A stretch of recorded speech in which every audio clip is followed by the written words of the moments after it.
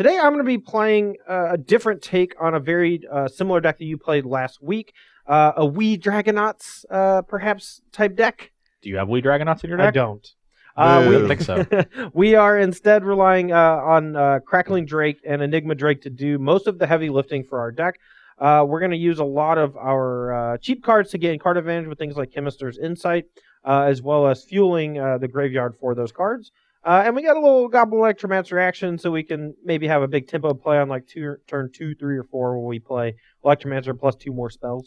Yeah, you're a little bit more controlling than I was. I was very aggressive with my build. And so Enigma Drake and Crackling Drake are going to be threats that don't look like traditional control finishers, but because of the way your deck works, they're going to be really big when you cast them in the late game, and you're going to be able to cast them with protection or with removal spells so you don't fall behind, which is really important. And it's one of the reasons that control decks like to have flash threats. They don't have to commit mana on their own turn, right. But if your threat's cheap enough, then that's fine. The way we saw Psychotog, say, almost 20 years ago. 20? Is there that long? Carlos Ronaldo is the 2002 world champion. 16 years ago. Wow. Yeah. Okay. Wow. Yeah. Now I feel...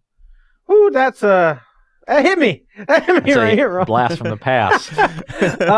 So that's going to be a deck I'm playing today. I've constructed this deck. I could have, for example, played Spell Pierce main deck or Dive Down main deck to help protect these Drakes on turns 4 and 5 if I played them with a mana up. But I'm hoping that the draw card off of Crackling Drake plus just having things like Chemister's Insight means I don't really need to do that, and I'd rather just have more raw card advantage and let you 2-for-1 yourself by killing my Crackling Drake. Yeah, and I like Chemister's Insight a lot. I think that's going to be a really strong card, and I like pairing it with Electromancer so that both halves cost a little bit less. The issue is my deck is also going to generate a lot of card advantage, but it's more like Cedric Phillips advantage. Let's put them on the table. Let's see. So you're gonna make a bunch of these. Yeah. So that means just you like must that? be playing humans because Cedric's a human. Yeah, and he's been playing it in Legacy, so that makes sense. So you're playing goblins today, and this is a tribe that a lot of people have talked about in Standard over the last couple of months. Specifically, now that Legion Warboss is at the forefront, Kaladesh is now gone. Tell us about this deck and how you built it and why. So I built it heavily based off of a list from Jim Davis's article, I think 2 weeks ago. It is nearly mono red. I'm splashing white for Conclave Tribunal, which works really well with the token theme of the deck, more Convoke. And then Radiant Destiny, another card that's really good with tokens. So we're going to name Goblin, hopefully have some 2/2 Vigilance things.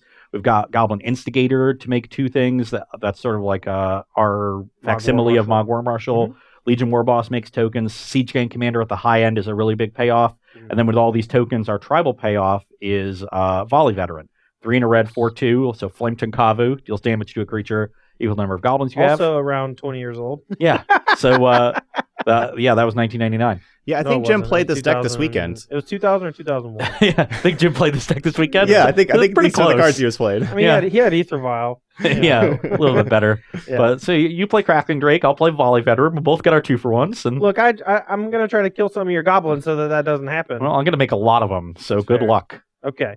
All right, well, that's going to be the matchup. Let's go and get to the match between Izzet Drakes and Red-White Goblins?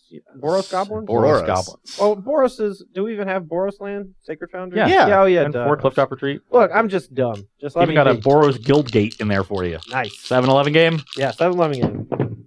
I didn't lose on the first roll, so that's a good sign. Usually Snake Eyes is auto-lose, but I'm glad it's not. So 7 you lose, 11 you win. Yep.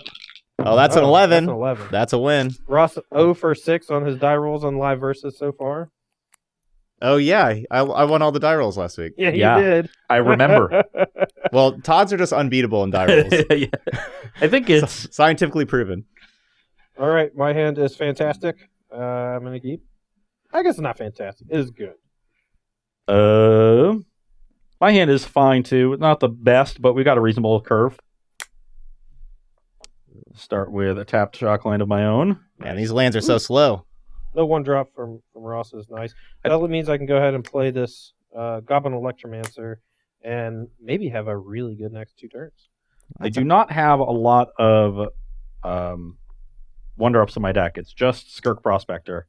So I'll play this Dark Dweller Oracle. This is only a singleton in the deck. I meant it to be both an additional 1-drop and a good card to draw late when I have a lot of extra mana and tokens lying around. A little 0-4 action. Yeah. Doesn't seem very good. No, it's going to get a lot bigger next turn. Maybe. I will Todd with no guts, no attack there. Ross play isn't blocking. He's 100% blocking. Goblin War Chief Sure. and Moshin. I'll take 2. I'm 18. Yeah, I did not think Todd was going to trade away his Electromancer. How many spells can Todd cast? Let's have some fun. Discovery. Storm count? Storm count 1. We'll go land in the graveyard. Draw this one. We'll go. I guess we'll opt first, but we're definitely killing both those creatures and smacking in for a ton. We'll take Chemist's Insight. Let's do Lightning Strike 1, Shock 1, hit you for 6. Woo! I'm at 14. Here you go. Was that a good turn? That was a very good turn. Let's just face up this one. I will play a Legion War Boss, make a token, attack for 1, and play a Prospector. Okay. You're at 17. Yes. I got a little too cocky here. Hold on. Nope, just cocky enough.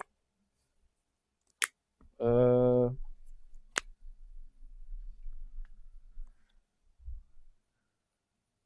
draw 2.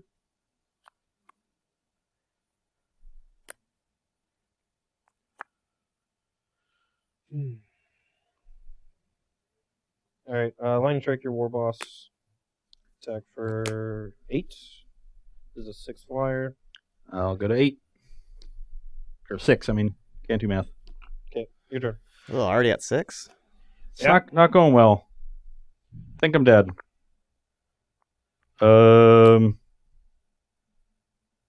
Yeah, I'm 1 short.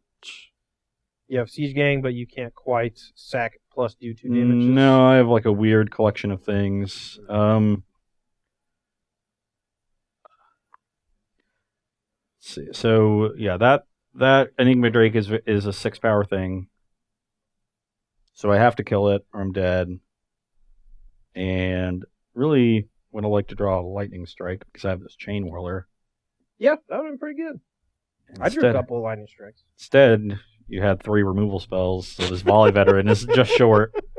And even if I play War Chain Boss, Whirler, make a token, and then sack the 2 tokens, then I'm still only at 3. So this makes 2 creatures, but it costs enough that I have to sack 2 to cast the Veteran. Yeah. So I just can't kill the Enigma Drake, and I'm dead. Tight. So, exactly what I wanted to happen.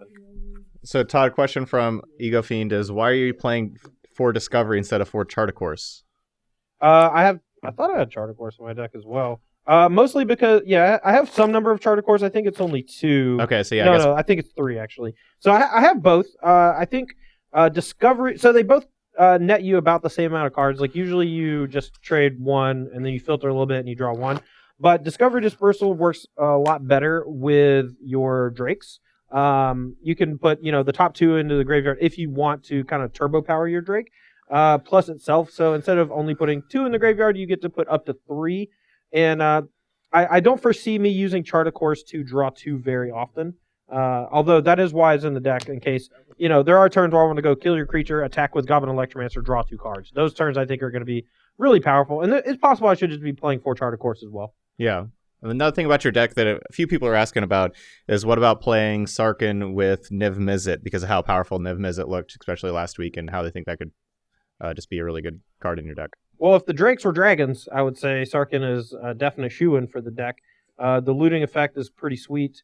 Being able to ramp into dragons is also pretty cool. But they're not instant sorceries. And I think we already have the maximum number of creatures that I want in the deck with 12. Although I've gone back and forth on Goblin Electromancer versus Electrostatic Field. I think Electrostatic Field could be a pretty sweet addition to the deck. And the original iteration that I built did have 4 of those instead of the Electromancer. Just a way to do some chip damage while I was playing some spells in the early turns. And I guess what people are saying, Ross, what you could have done there is played the Volley first, deal 3 damage, and then sack stuff all 3 to make Chain Whirler. Yeah, sure. I'd sack my entire board. Yeah, see, your board's gone, but you got your Chain Whirler and your Volley. I think you would have been left Whirler with 1 creature because you had 5 mana. So you play the 4 mana for the Volley Veteran, and then you sack the Prospector and the token and play 1 and deal. Okay. So I would have had 4/2 and a 3 and 3/3 first strike. Yeah, Yeah. you would have had to deal. My hand was another Enigma Drake, another Crackling Drake, so you would have had to either kill me from 18 very quickly, or dealt with those on back-to-back turns after that. Yeah. Okay. I missed that. Shame on you. Anyway, we're going to take a quick break while we figure out our sideboarding. We'll be right back. And we are back for sideboarding with Boros Goblins against Izzet spells. On my side, I am upgrading my removal here. Fight with Fire and Lava Coil will both deal with Enigma Drake and Crackling Drake, where Lightning Strike will not. Right. So these are great additions here. And I'm bringing in some Experimental Frenzies because I'm assuming I'm going to need to go long against Todd's bevy of removal. It's also easier for me to go long now that my removal lines up more appropriately. Mm-hmm. This Frenzy, Experimental Frenzy, was a card that I love that card. Todd in the booth played last week That card's great. very good effect. So I'm Yes. hoping it brings me the same success here. I'm cutting the Lightning Strikes because they don't match up well against Todd's creatures outside of Electromancer. I'm also trimming 1 Volley Veteran for a similar reason. Generally, it's going to be difficult to do it for 4 or 5 against Todd's deck. I'm trimming 1 Radiant Destiny because Todd doesn't have a lot of creatures that are doing a lot of blocking, so pumping my creatures to be better in combat isn't something I necessarily need to do, and a single Radiant Destiny isn't good enough to get them outside of Fiery Cannonade range for the most part. The tokens, yeah, but you do have some, a decent amount of your creatures do have 2 toughness, but just not the tokens and the really early creatures. And I am trimming some of the 2 toughness creatures. Legion War Boss, while it is a very powerful card, is a liability against Shock. Just easy for Todd to leave up that 1 mana and kill it before we get into combat. I actually think Legion War Boss might be better than Goblin War Chief against me, just because making your things cheaper is a pretty good effect. But you have to assume that most red decks are bringing in Cannonade, and I think standalone threats like War Boss are going to be a little more desirable. I think you're right. Let's go with those. Okay, while you make that quick change, I'm bringing in, obviously, Fiery Cannonade. It's one of the only sweepers red has access to outside of Deafening Clarion, Splashing White. It's just a good card. I don't foresee many pirate-based decks jumping up, and the fact that his instant speed is huge, especially if Legion War Boss ends up being one of the premier aggressive creatures out of the aggressive decks.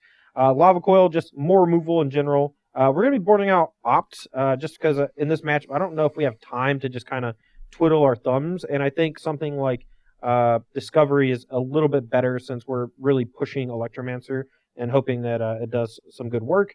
Though there is a chance that Opt is just better than something like that or Chart of Course for this particular matchup, since it's something I could do on turn 1 with my mana. And then Risk Factor is a card more for decks that are trying to grind me out, and if they're at a pretty low life total, I can maybe draw some cards or threaten to kill them, and either way, they have a pretty tough choice to make. And in this matchup, I don't think that that's going to be the case. Yeah. When you're playing the more defensive side of the matchup, those Punisher cards get even worse because it's a lot easier for me to just take 4. Yeah.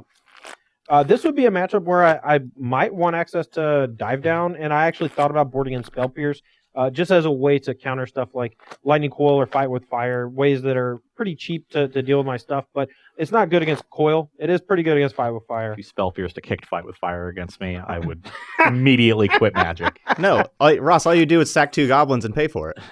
That's true. You just sack 2 goblins. I do love the Fight with Fire with Prospector in some spots. You just blow them out of nowhere, just bow. So chat's kind of agreeing with me that Experimental Frenzy is great. They're asking why Todd doesn't have it in his deck and why Ross doesn't have it in his main deck, because it's an awesome card.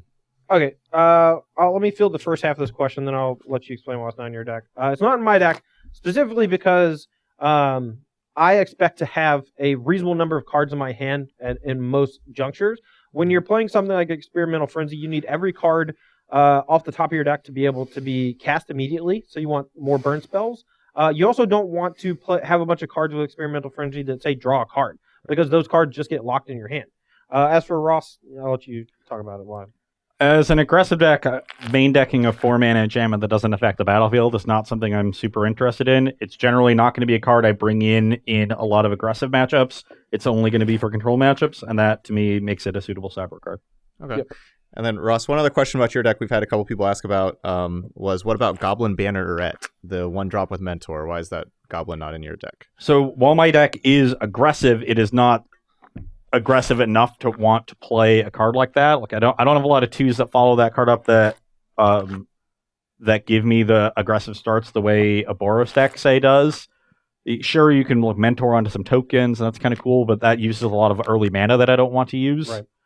So it's just not the kind of deck that I'm trying to play. I'm trying to go a little bit bigger because of Siege Gang Commander, which I think is a really good card.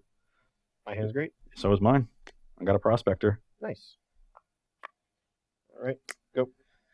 So then one last follow-up for that Experimental Frenzy, then Todd, you can probably explain this. So does Experimental Frenzy only want to be played by an aggressive deck, as the defensive player needs to just play off, needs to not just play off the top?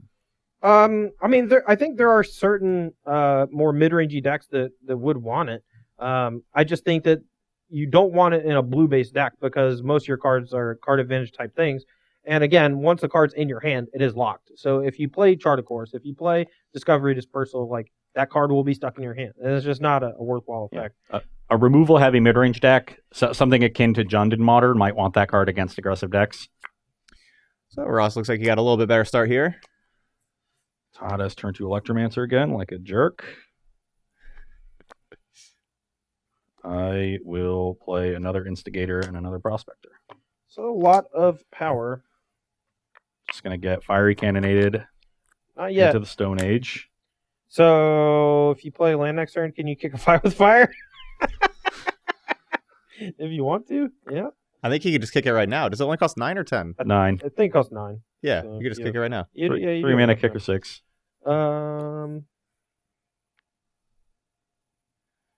Actually, I want to get this Drake on the battlefield, but I also just kind of need to dig for Cannonade. I think I'm falling too far behind here. So I think I'll just pass turn.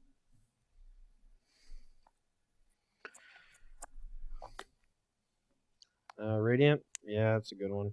City's Blessing. Yep. So they all Okay. have Vigilance. I have Director Kyle's Blessing. Yeah. Director Kyle's Blessing. All right. Before I declare blocks, I'm going to draw 2 cards and see if I find Cannonade. And I may just want to block.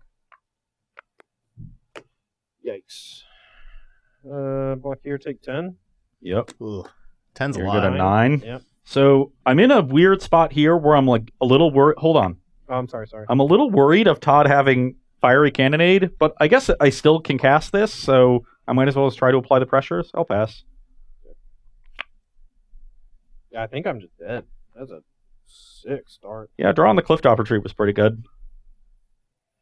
Wait, Ross, you drew a good card? It's been Do we known have to that on happen. tape? That might be a first.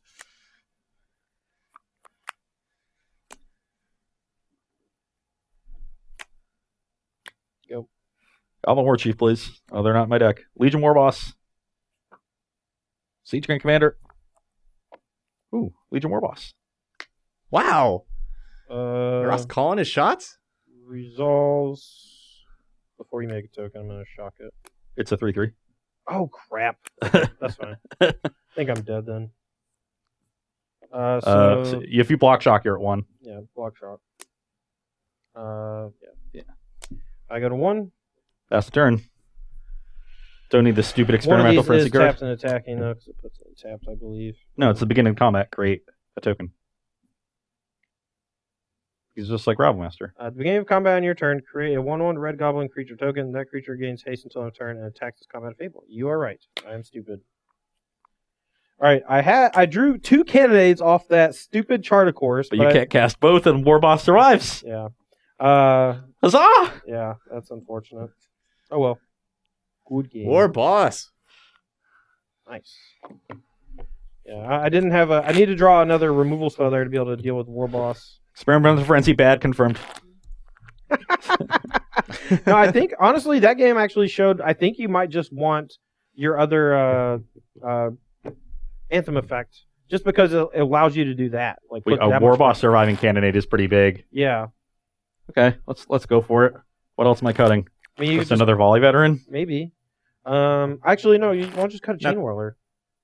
Okay. Yeah, cut a Chain Whirler. That's good. I was thinking that I don't like the ability's not good, but the fact that it survives the sweeper, but it does the lightning Yeah. strike normally. I also think you should attack more into my Electromancer just for the fear of like block plus Chain Whirler. Whirler. Yeah, that might be like free damage you're missing out on, but you know, I feel like you did a lot of damage pretty fast that game.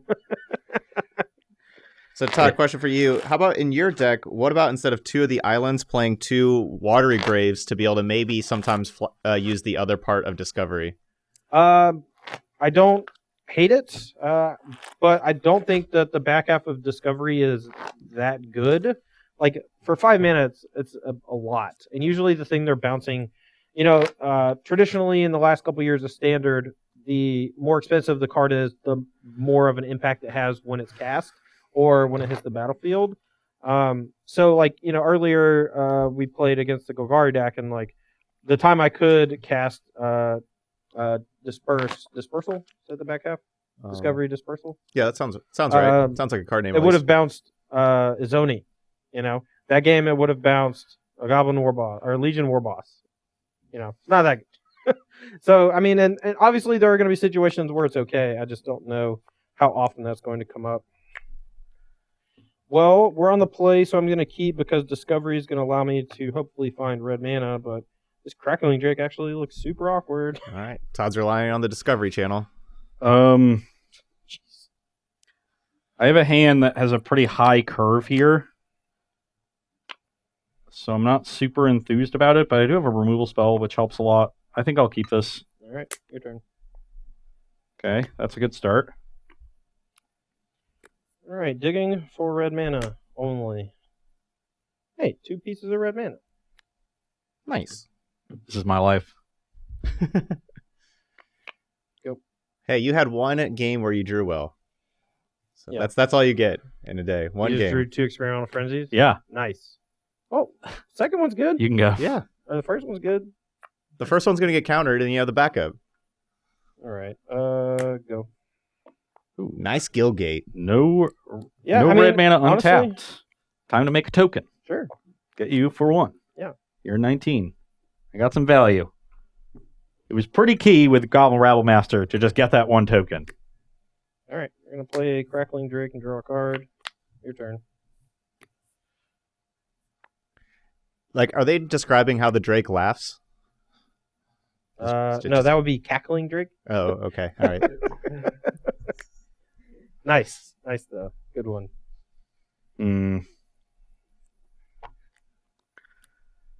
That's a 1/4 right now. Correct. I'm going to make a token and attack with that one and the War Boss and put a counter on the token. All right, block. I'll take Take 2. 2, go to 17. Actually, oh, I can attack with this one too. Block this and go to 16. So, yeah, go to 16. Because now there's 1 on the Drake, so when I volley Veteran, it still dies. Yep. Pass turn. I get more damage in. I might get Fiery Cannonaded here, but if I'm going to get Cannonaded in, I want to get my value from Veteran in first. Go. Ooh, I like that. Okay, go to combat. Ooh, that's a fast sure. combat. Yeah. Right. Okay, well, now that that's happened, I'll shock myself and play Siege Gang. Cool. Got another Cannonade. Yep. Jerk. Wow. I'm at 18. All right, Cannonade, Enigma Drake, your turn. Just haymakers going back and forth. Woo! If you like permanents adding onto and then leaving the battlefield right away, Fight with fire that thing. Yeah. Play an Instigator, this get a is some good token. magic. That's Pass pretty the turn. good. Pretty good. I don't really have a good follow-up here, except draw 2 cards. I will play Steam Vents tapped and say go. Now, this is actually the point in the game where Ross's frenzies are going to be bananas. Frenzy. B-A-N-A-N-A-S. So this, you can't cast spells from hand, or you can't play spells from hand. Does it play? Play. You cannot play things from your You hand. can't play cards. So you should play a land. play your first. land. But then if it lands on top, I don't get to play it. That's what I was thinking. Yeah, but Oh, that's actually, more valuable. I like holding it because you don't need that other land, right? And so you can Right. play. Well, land now I right can't away. play a 3-drop off the top. I think I'd play the land. I think you play the land too. Yeah. Okay. Nice. Wow, not even showing the camera, just looking at himself. Mush We for can't even see it over 2. here. You're 14? Yep. Pass the turn.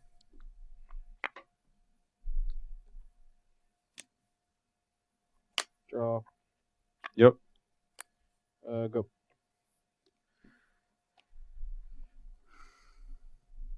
Land. Yep. Radiant Destiny. Sure. Name Goblin. Yep. Gain Director Kyle's blessing. right. It worked out last time. Cast a Goblin Chain Whirler. Experimental Yep. Frenzy is nuts. Deal 1, and Yeah, you go to I'm at 13. Experimental Frenzy, so good. So good. I really want to cast that one and not have it go to my hand. Well, then cast it. I guess I have another Frenzy in hand, so next turn when I draw it, I could just blow this up. Why don't you just cast it? Well, it costs a lot of mana, Todd. Oh, you have to sack a bunch of creatures. That makes sense. Costs Yeah, a- I mean, you can spend 4 and then play a land from hand and then play Siege Gang, if that's what it is. and that's yeah. No, that's good. I like that better. How big is this Drake? 1, 2, 3. Don't worry, there's just 4, another Siege 4. Gang underneath it. You'll just cast next turn anyway. 4, 4. Shit. So do I want to throw away a Prospector for 4 damage? I don't think so. I think I'll just pass. All right. Well, Chemister's Insight, and awesomely enough, Yeah, it counts the Crackling ones in Jake actually exile. Counts the one in exile. So we'll draw 2. Yep.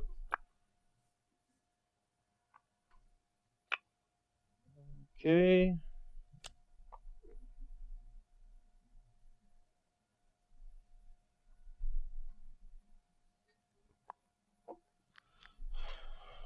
What is this clock? Okay, so We got 1, lots of cards, 2, Todd. What are 3, we doing? 4.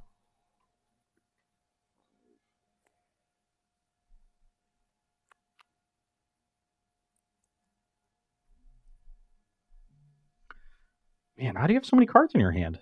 So I just drew 4 cards over the course of 2 turns. You have to. That's only +2. These draw cards.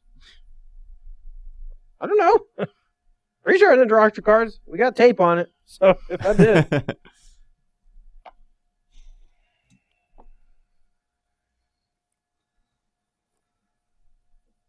oh, this is tough. That was a good draw. I like that with Radiant Destiny, Chain Whirler now matches up very well against all your creatures. Yeah. Not something So- I had All initially right, thought I'm of. going to Cannonade plus shock this and hit you for 6. When you, I know you're gonna Yeah, pop I'm the gonna- frenzy. I'm gonna sack these for red, and then you shock this, and then use one to blow this up. Attack for 6 brings me to 12. What, you were 18? Yeah, from what was I at 18 hold from? on. I don't know. Shockland maybe? Did I miss a Shockland? You have a Sacred Foundry? I mean, I you think played that pretty early on. Did we have him at 18? You had 18? Okay. Yeah, that I think I actually shocked myself with Hold it. on, that actually changes what I might do. So if I shock you, I'll put you to 16, taking 6, taking 6 down to 10. You know what? Whatever. It's dead. I'm gonna lightning strike you before damage. So I'm you at go to 8. 15, then you go to. Oh wait, no. Yeah, leave your 4/4 in play. I'm gonna So put you I'm on a at 6. 1-turn clock. Whatever. Go. Okay, so what's Ross's life total? Ross at is at 6. 6. And I left him Okay. with Chain Whirler. Well, but I have enough to deal with the Drake, Okay, then do it. but I have to shock myself, so I go to 4. I mean, I don't know that you had a Siege Yeah. Gang Commander. I'm just playing, I could have waited for you to play Siege Gang Commander and then Cannonaded plus, but I was trying to be aggressive, so. yeah, Attack for take 4 brings you to 9, and I might as well just do this now. There's no value in waiting. Pass. Yeah, I probably chucked this game, but I was trying to put it on a 2-turn clock. What we got? Well, am I dead? I'm at 9. Not dead yet. So he has a block here. You can sack 2 things. No, I liked your line, Todd. You make him kill your Drake. Go. Otherwise, he's dead. Yeah, I mean, I can play passively though and just Yeah, not cast Cannonade. I'm 1 short here, right? Because If I block here, I deal first strike and then sack Or this. 5, 6, This 7, is still 8. 2 anyway, so sacking that doesn't deal anything. So that's 8. no. So first strike and then you shoot 6 of them. Oh yeah, I throw both. Yeah. But if I have removed though. Well, Well, doesn't that I just also- block the Chain Whirler? I also Oh yeah, but it's just gonna get first strike. I'm dead. I'm dead. drew a Legion War Boss. That was nice. Those are good games. I Thank you, drew all Dre. 3 cannonades and you still fought through it. Dude, Experimental You- Frenzy is great. Yeah, you did. It was very, very good. Yeah. The second one wasn't Just- so good. Just like I said, it's very good. what I said. Alrighty. The card that was really, really impressive was Radiant Destiny. Oh, for sure. I mean, in any tribal, we just haven't had a really good tribal creature base, in Yeah. the last since it's been printed. And it does look good in Goblins just because all your things make Goblin tokens. Siege Gang Commander is pretty good. Hasted stuff with Legion Warboss looks pretty sweet. So Todd, chat's asking if you could explain what you're really thinking for that last line and like what was the other option than what you did. I can play super passively. I can just sit back on Drake, take 4 from the Chain Whirler if he attacks with it, and just wait for him to play like one more thing. The problem is if I just let all that stuff happen, Ross told me, but something that I would not have known, which is he wanted to play the card on top, and he didn't have enough mana. He would have had to sacrifice a bunch of stuff. Not knowing that he has Siege Gang Commander, him not casting it the turn before means to me that the top card is probably something he can't cast, either expensive or it's just another land because he already played a land. And so my line of just go to the dome guarantees that I have lethal with the Drake. I get to cannonade. I could have actually not cast the cannonade. I think that was the thing because I can just throw both burn spells at your face. That will put you to you're 18. So my Drake would have been a 6. So that would have been 12 plus the 5 damage would have put you to 7. So with the cannonade, I actually would have been lethal. So what I should have done is just throw both burn spells at your face, hit you for 6, and the next turn I have cannonade plus attack for 7, and that would have been lethal. I'm almost positive. But if you don't cannonade, my Siege Gang is going to kill your Drake. But I could also just gain more value out of my cannonade by waiting for you to play Siege Gang Commander and just being more passive. So here's my read on that game. Disregarding what I told you, when you play Cannonade on your turn, and I sack 3 things, and you go to combat, and I blow up my Frenzy, that tells you my top card is really good. And because you've gotten rid of my... the last card stuck in your hand is good. Yeah, but the only card that can really be good there, once I'm down to 1 creature, is Siege Gang Commander. Mm-hmm. So I think that tells you I'm playing Siege Gang Commander next turn. So I think you hold up Lightning Strike, and then when I go Siege Gang, you kill it with the trigger on the stack, and your Drake survives. No, done, because you sack the Chain Whirler and the... Oh, and the Siege Gang. Yeah. So it's a double. It's tough. Like I could go Cannonade Shock, and then hold up Lightning Strike for the Siege Gang Commander. But then I'm still facing down the 6 power, and I don't necessarily know it's a Siege Gang. So I think if I had gone through a bunch of permutations, I could have figured out a way, I think, to win that game. But at the same time, I need to play this match. I don't have the Siege Gang. You go Cannonade Shock, and then you have Lightning Strike. Yes. Then when I don't have the Chain Whirler, but you're not dead next turn to my attack, and you still have the Experimental Frenzy, which can find you the things you need. No, I blew it up in combat, so you that's fair. Okay, so that's gone. Sure, and I was kind of shortcutting, and I didn't. We shortcutted a lot, but I think if we played that match in a tournament when we're not communicating a lot, we don't have the audience. I think you have based on my lines of play, you have a read of what's going on, and just killing my creatures and making sure your Drake survives would have won you the game. Yeah, definitely agree with that. It's just a really tough situation. Like, granted, I would have had 3 tokens, and then I would have played the second Experimental Frenzy from my hand, and I wouldn't have been dead to your attack. So I get a turn with Frenzy in play to try to find something.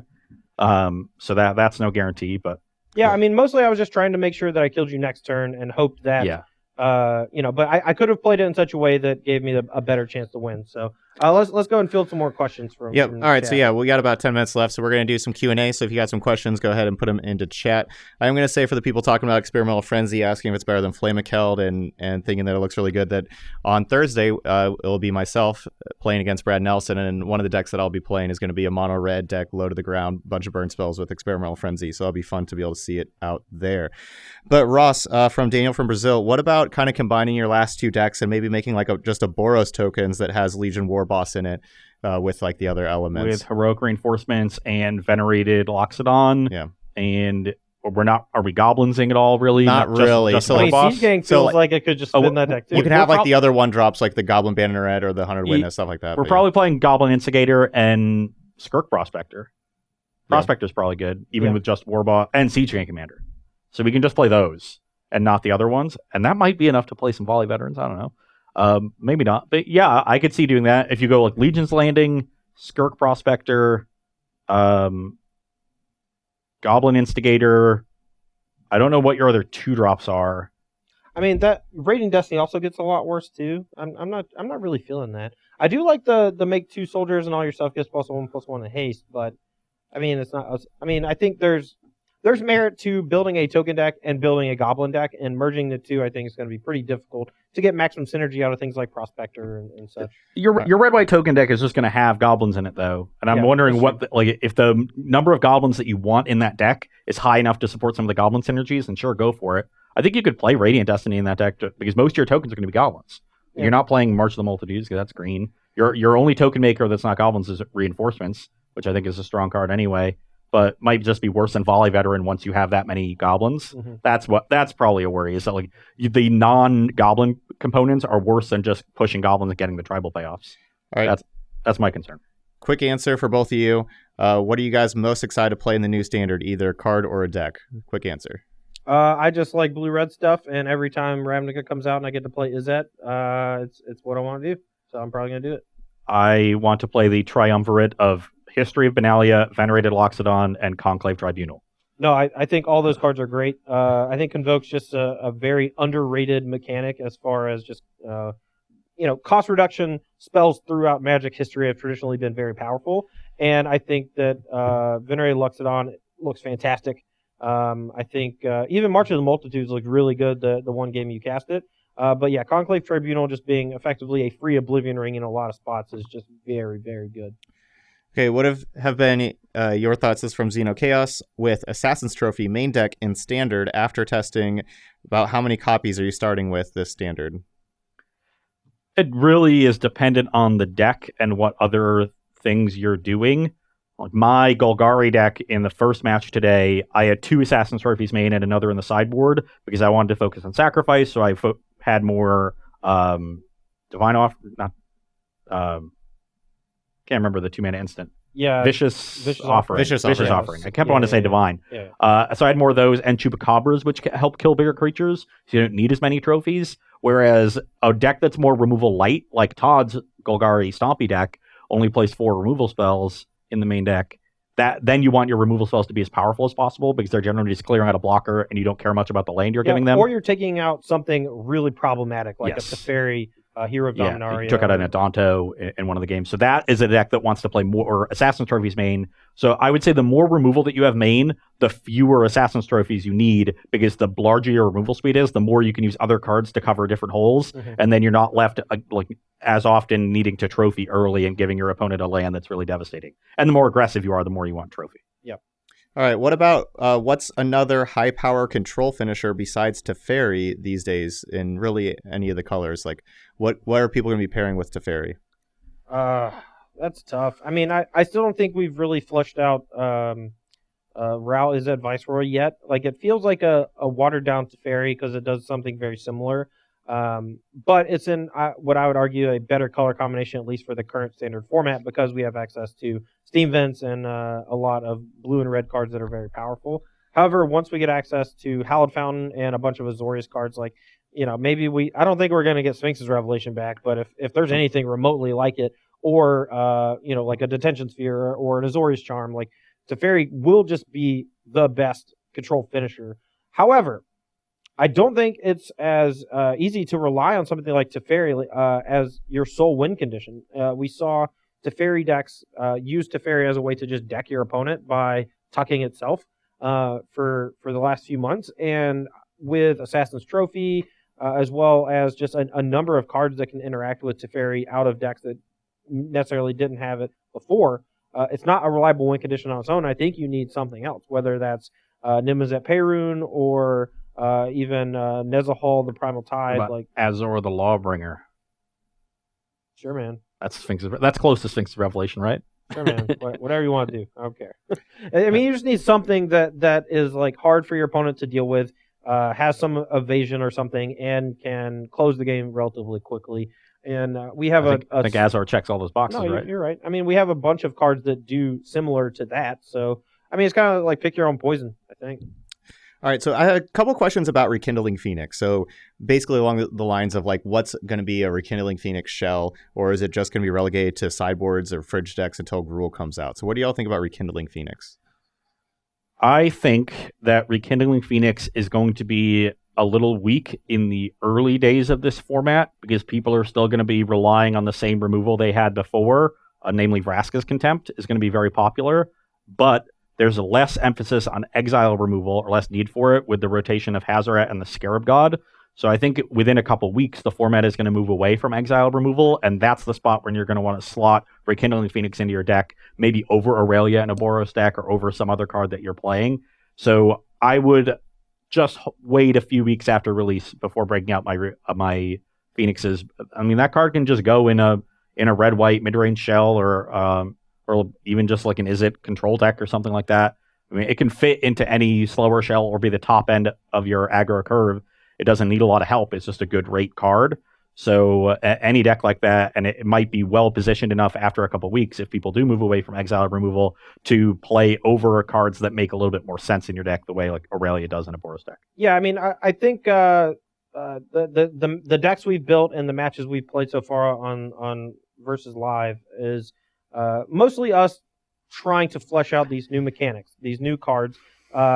Not even necessarily playing some of the more powerful cards that are going to see a lot of play. You know, I think we only had one match so far out of the 3 times we've done it where someone played Vraska Relic Seeker, and I think Vraska Relic Seeker is just going to be great. It's just a very powerful card. Same with Rekindling Phoenix. You know, there's a lot of spells from Ixalan Block Dominaria that haven't really seen a lot of play, that might also jump back into the spotlight. You know, Tempest Gen, for example, could just be a very powerful card and a powerful deck. But we are mostly trying to just focus on these new mechanics because these are the complicated things we need to figure out. We need to figure out if Surveil is good. We need to figure out if there is an Overgrowth deck or just a hybrid sacrifice graveyard-based deck. And it takes time to flesh out these archetypes. And we just want to give it our best shot possible leading into the first few weeks of Standard to give y'all the best possible version of these decks that we can personally come up with. Yeah. And what happens in that process is we take all the new cards, we put them in, we see which cards are good and which cards aren't working, take out the cards that aren't working, and fill the rest of the deck in with other options. And there's going to be decks where that slot where Rekindling Phoenix could slot in is the new card that isn't working, and Phoenix will slot into that deck. Right. What that deck is, we haven't figured out yet, but that's the process towards figuring out and answering the question. Yeah. Okay, one more question. Just kind of like Rekindling Phoenix, another card I've had a lot of people ask about is Runaway Steamkin, and just kind of like what's its place in Standard. I will say just a couple of things is I'm going to be trying that card in the Mono Red Experimental Frenzy deck that I'm going to be playing on Thursday. And also, if you guys didn't know, Jerry Thompson had that as his number 2 card whenever he had his top 10 list in the set. Yeah, that is a card that I think needs to be built around, and it's difficult to build around a 2-drop because you're not going to consistently have your 2-drop on turn 2. So you need to find a shell that it kind of fits into and then build a little bit towards it. And it's a card that I haven't built around yet, but I think it is really, really powerful. So I think the next time I play one of these, I might have to brew up something with... I also think that might be a good Steamkin. Modern card. Someone asked earlier about Modern. I think Runaway Steamkin... I think Marin LeBear posted a deck list on Twitter. Pact of the Titan, Bushwhacker. Pact of the Titan, Manamorphose, all the Bushwhackers, devastating summons. Just this, like, it can just kill you on turn 1. Turn 1 with the nut draw or whatever, you know. But I think Runaway Steamkin is an insanely powerful card. Things that can generate mana on their own, a 2-drop creature that can get up to large sizes, all very desirable effects. And we have multiple red cantrips in this format. Right. Warlord's Fury and Crash Through. Yeah, and I mean, there's a lot of stuff you can do with the card. I also don't think it's that bad as just a 2-mana threat in an aggressive red deck, because if you build your deck in such a way where you can use that extra mana as the game progresses with things like Fight with Fire, Experimental Frenzy, or Flame of Keld, whichever one you want. Yeah, and hopefully Thursday when we do the second iteration of Versus Live this week, Todd Stevens brings his Experimental Frenzy Runaway Steamkin deck, and it looks nice. I'm hoping for that. Yeah, that is definitely a card that I just haven't gotten to it yet. There's a lot of cards to look in, but it's a card that I think has a lot of potential. Not sure I'm quite as high as Jerry is on it, because I think it needs a very specific home, and so it'll need the other pieces around it have to work. But it is a card that has that potential if the pieces around it are there. Right. All right, that's it. All right, well, that's going to do it for this edition of Versus Live. This has been Ross Merriam. I'm Todd Anderson, and we'll see you Thursday for more Versus Live action.